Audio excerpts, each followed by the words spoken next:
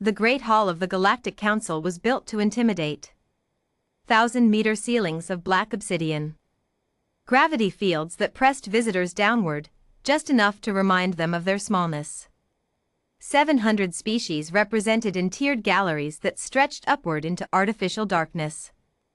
And at the center of it all, seated upon a throne carved from the collapsed core of a dead star, High Counselor Kael Veyron. He was magnificent, by any alien standard.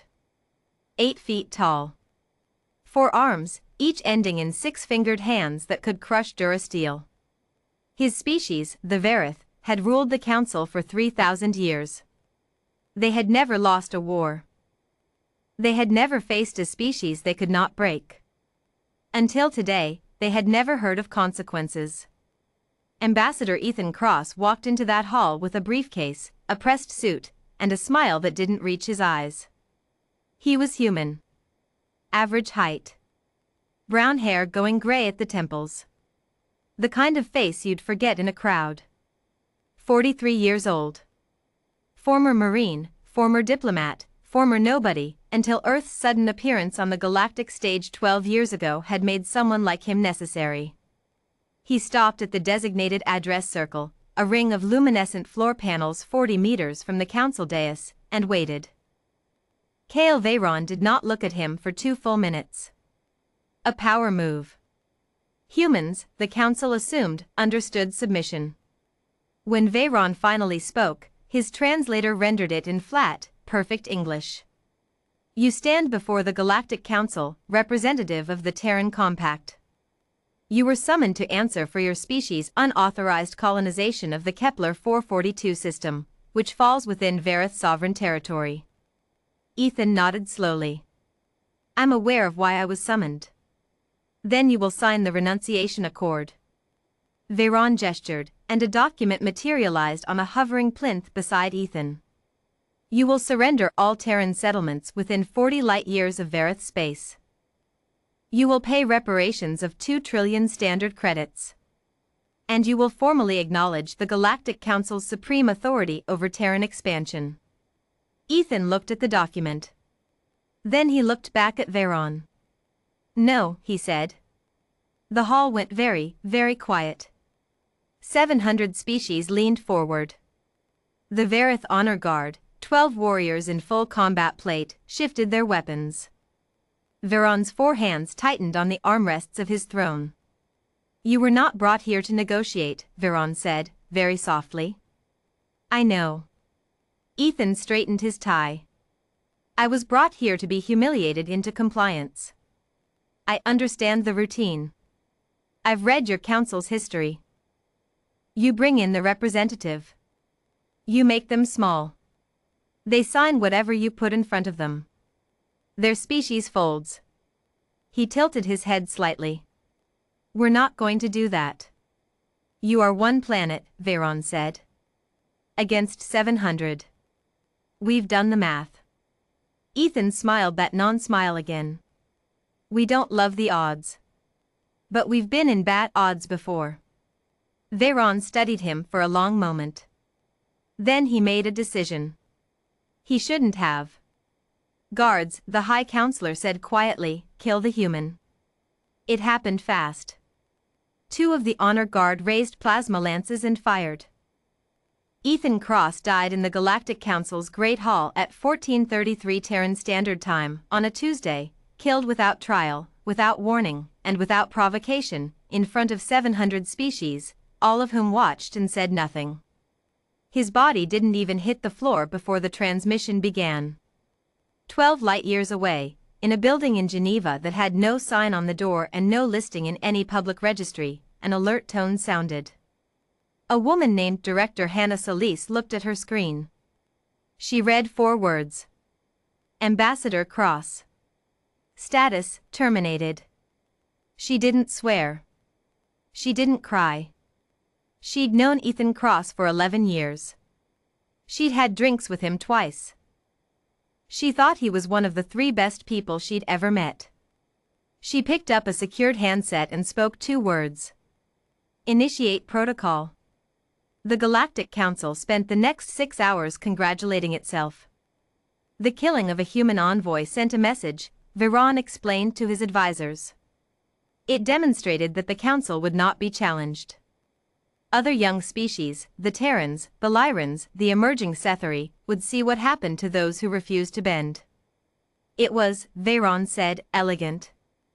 On the 7th hour, every communication relay in Vareth sovereign space went dark simultaneously. Not jammed. Not scrambled. Dark. Like something had reached into the electromagnetic spectrum and quietly removed a frequency. Viron's advisors scrambled. They assumed a technical failure. Then they assumed a Terran cyber attack. Then the scout ships began returning, the ones that could still return, with footage that nobody in the council had ever seen before. Terran vessels. Hundreds of them. Not the exploration ships the council had catalogued. Not the diplomatic transports they'd studied. Something else entirely. Long and dark and moving in absolute silence through the void, with geometries that somehow looked wrong, angles that didn't resolve correctly, like the ships existed partially in normal space and partially somewhere else. What are those? Viron demanded. His chief military advisor was quiet for a moment.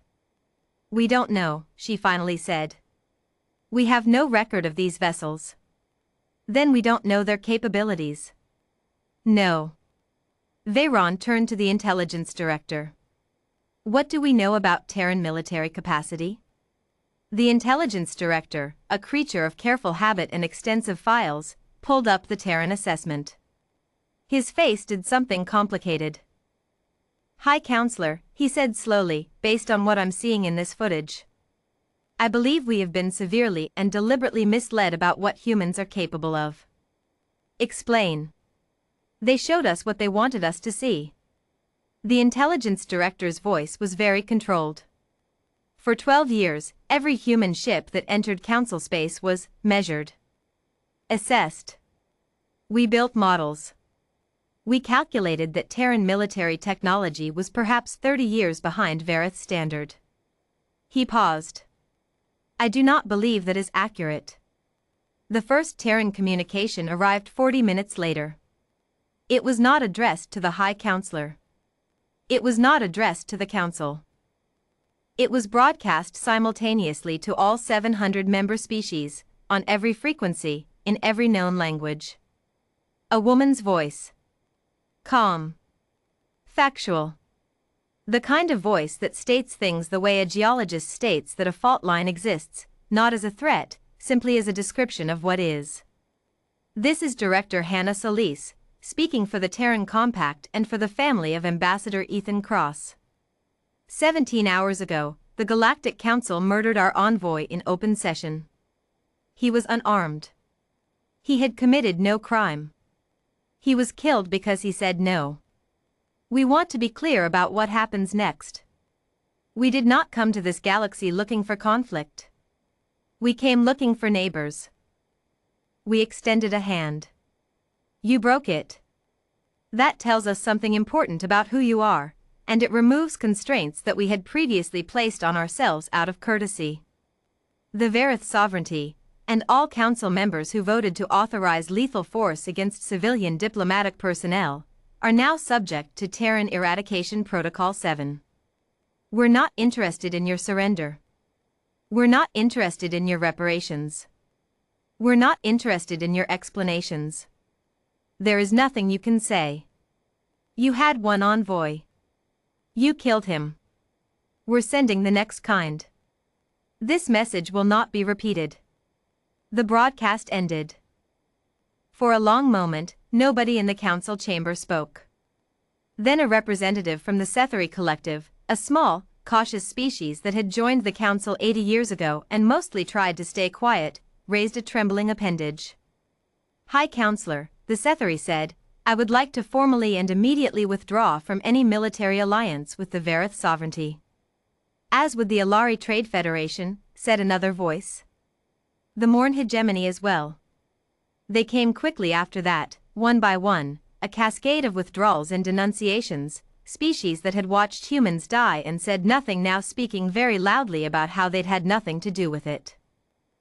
Kale Veyron sat on his throne of collapsed star material and watched his council dissolve in real time. He had ruled for 300 years. He had crushed 47 rebellions. He had never once, in 3 centuries of power, felt the specific and terrible sensation he felt now, the cold certainty that he had made a mistake so fundamental that there was no road back from it. He had looked at a human and seen something small. He had not looked carefully enough. Somewhere in the dark between stars, hundreds of vessels that didn't look quite right moved in silence toward Vareth space, and behind them, a civilization of 8 billion people who had spent 12 years learning exactly what they were walking into, had decided, quietly and collectively and with characteristic human thoroughness, that they were done being careful. Ethan Cross had walked into that hall knowing he might not walk out. He'd left the door open anyway. Humans always did. The Galactic Council's official records list the Vareth sovereignty's collapse as beginning on a Tuesday. Historians note that everything the Council knew about humanity turned out to be wrong, except for one thing, which they had documented correctly in their very first assessment file. Do not kill their people. They remember.